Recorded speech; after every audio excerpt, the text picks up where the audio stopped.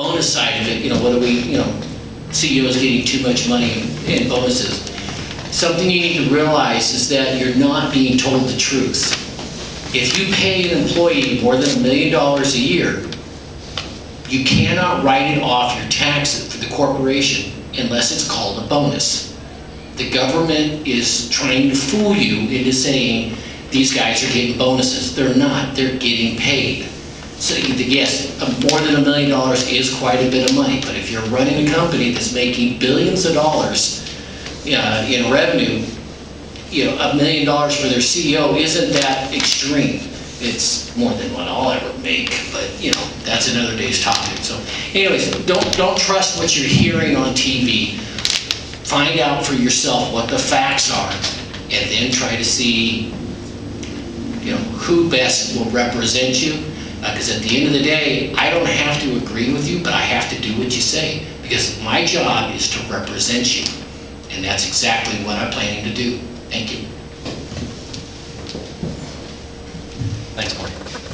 I'm Dave Peterson. I'm one of the candidates. And I want to thank everybody for coming and participating. It's really important to me. I see these ideas of open government and transparency as tools. Tools that we can either use or disregard. I see them as a huge opportunity for us to find out what's going on in our government and to make a difference.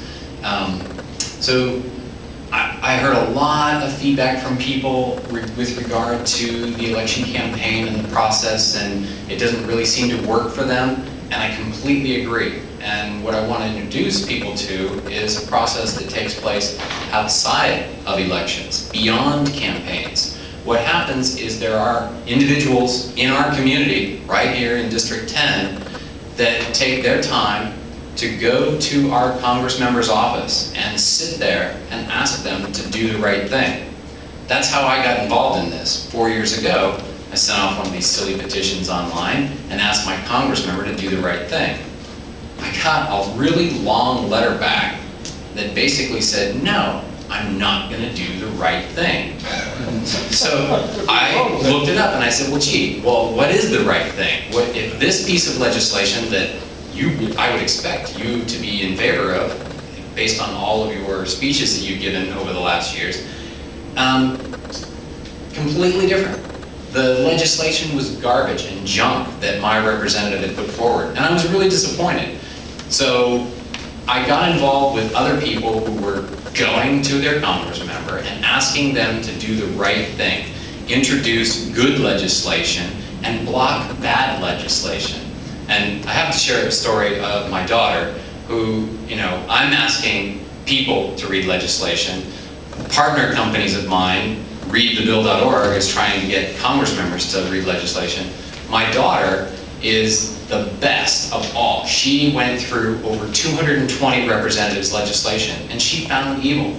She saw evil in our government, and she cried. And I feel really guilty. She's 12 years old, and this is what our government's doing. You feel bad if your kid sees an X-rated movie, an R-rated movie. My daughter saw evil in legislation thrown in the hopper at our federal government. So we have to get involved. We have to read the bills.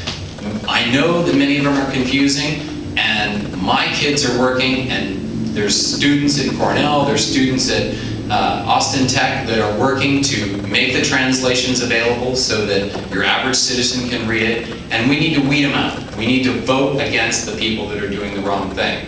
And he came late, but we have one of those people here. He is, in my eyes, a hero in our community. He works hard, and he's done more good for us than any of the last 3-4 elections that I've been involved with. His name is Carl Greenwich. Carl? He's a leader in our community. If you want to get involved in being a citizen lobbyist, he's the guy to see.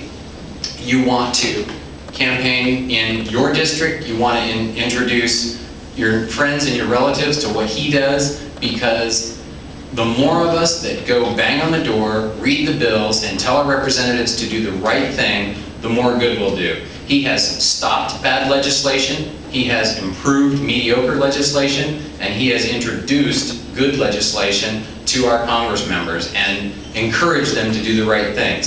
Sometimes with success, sometimes not with success. Another person who's done the same thing is Suzanne Thompson, a huge advocate of good legislation in the hopper in Washington, D.C., and it all begins right here at home.